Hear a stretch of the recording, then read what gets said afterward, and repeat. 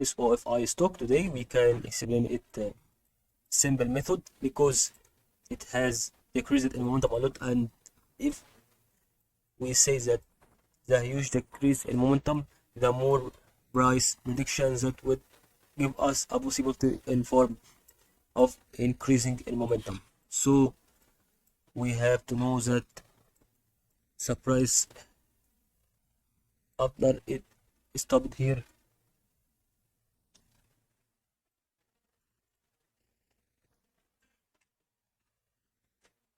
it decreased a lot, okay, and we saw that the end was here, and since we saw the start from here, after it gave us an end of decrease in momentum, maybe it gave us an increase.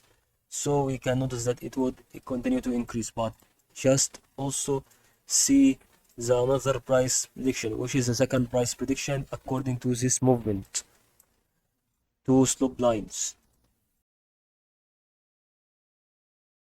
So that I think it's going to be the second price prediction, and this is the first price prediction.